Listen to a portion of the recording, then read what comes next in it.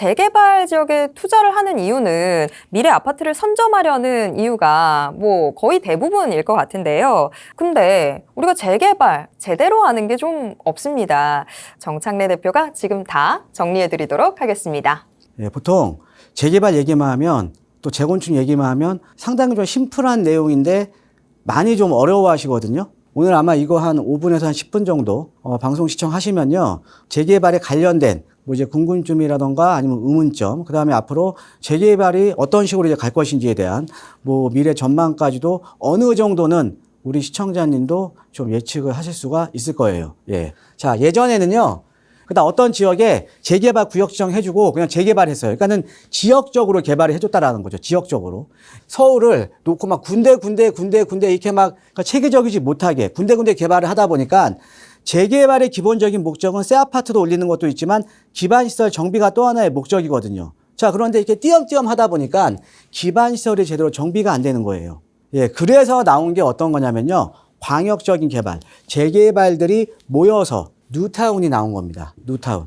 예, 그래서 지금 서울의 대부분의 지역들이 지금 뉴타운이 끝난 지역들도 있고 뉴타운을 지금 하고 있는 지역들도 있는 거예요. 자, 그런데 요런 이제 그 재개발이나 뉴타운 지역이 법정 요건이 있어요. 예, 법정 요건이 30년 노후도 67%, 그 다음에 선택 요건 중에는, 그러니까 옵션 중에는 노후도 연면적 비율, 접택 접도율, 가소필지, 호수밀도 이 중에 하나만 맞으면 돼요. 그러면 재개발이나 뉴타운이 가능했다라는 거죠.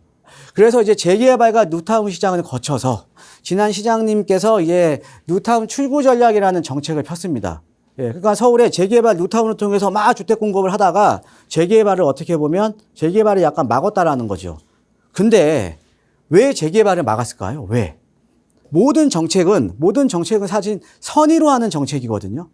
예, 근데 재개발을 막았던 이유가 있는 겁니다. 왜 막았냐면 재개발이 되면요, 여러분들 원주민들은 원래 여유가 없으신 분들이거든요. 이분들 다 팔고 떠나요. 그래서 우리가 뉴타운이나 재개발대 보면 원주민 재정착률이요 20% 이하입니다. 그러니까 10명 중에 8분은 떠나시고 이제 한 20%만 재정착을 하시는 거예요. 그리고 이 원주민들이 팔고 좋은 데 가면 되는데 더 안 좋은 데로 지역을 하향천이하죠. 차라리 개발이 안 됐으면 그냥 그 자리에 그냥 거주를 하는데 원주민들이 팔고 떠난 자리는 누가 채워집니까? 지금 방송 보고 계시는 우리 시청자님처럼 투자자들로 채워집니다. 자, 그러면 우리가 그동안 서울에 재건축 재개발돼서 중간중간에 가격이 이렇게 좀 흔들렸던 적은 있었지만 계속 우상한 곡선이었죠. 그렇죠? 그래서 이 재개발 같은 경우에는 재건축도 마찬가지입니다. 개발 이익은 투자자들이 다 독점을 한다는 거죠. 자, 거기에다가 낡은 주택들 재개발 재건축하는 거죠. 자, 근데 재개발 재건축 지역 가보시면 임대가가 상당히 낮잖아요. 왜? 노후됐기 때문에. 자, 그래서 우리가 이런 노후된 지역들은 서울에서 어떤 역할을 하고 있냐면 상대적으로 이 주거 약자인 서민주택에 대한 수요를 감당을 하고 있던 거예요. 근데 이게 개발이 되면 서민주택이 점점 줄어드는 거 아닙니까? 자, 그래서 첫 번째, 원주민 재정착률 떨어지고요. 투자자가 개발이 독점하고요. 자, 서민주택이 점점 줄어든다. 자, 거기다가 하이라이트가 하나가 더 있습니다. 얘가 가장 중요해요. 여러분들 재개발은요, 재건축과는 틀리게 주택 공급 효과가 아예 없어요. 일반적으로 여러분들 재개발 지역 여기 가봤자 뭐 빌라 5층짜리 있고 여기에 높게 아파트 짓는데 이게 무슨 소리냐 이렇게 많이 말씀하시거든요. 자, 근데 재개발은요 주택 공급 효과 아예 없습니다. 주택이 더 줄어들어요. 왜 그러냐?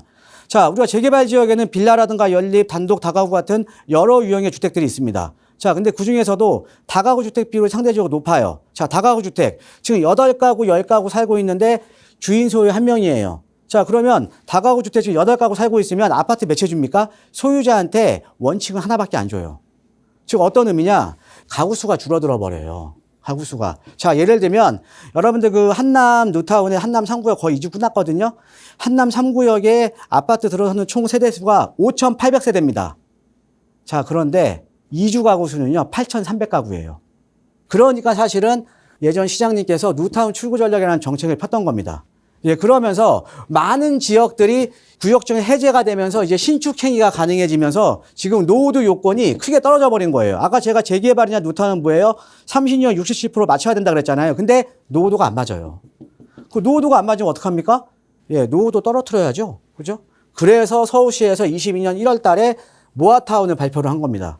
그래서 모아타운은 뭐예요? 20년 57% 노후도 요건 완화를 해줘서 그러니까 소규모 재개발 방식이 바로 모아타운입니다.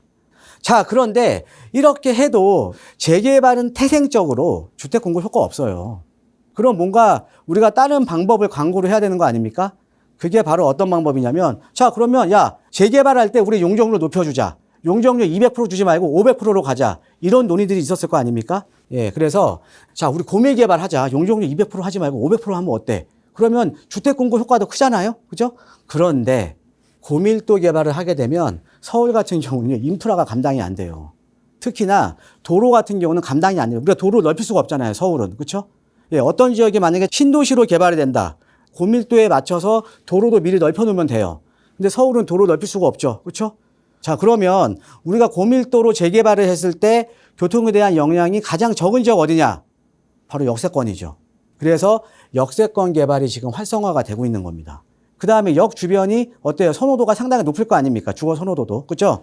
예, 그렇기 때문에 또 하나는 지자체 입장에서는 우리가 역세권에 어떻게 보면 역세권 개발이라는 게 용도 지역이 상향이 되면 용적률이 상향이 되는데 상향되는 용적률의 2분의 1 정도는 임대주택이나 주민 편의시설을 확보를 해야 됩니다.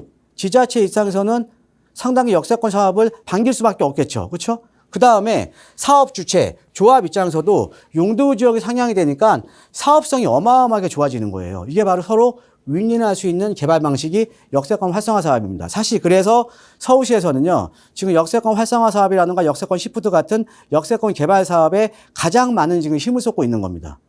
자, 그래서 우리가 역세권 개발의 장점을 보면, 자, 용적률 상향된다. 사업성 어마어마하게 좋아지고, 특히나 지금같이 공사비 분쟁이 지금 상당히 심한 이런 시기에서는 역세권 사업이 상당히 좋겠죠. 그렇죠? 예, 그 다음에 일반 분양분이 어마어마하게 증가를 하니까 조합원은 추가 분담금이 없거나 거의 미미하고요.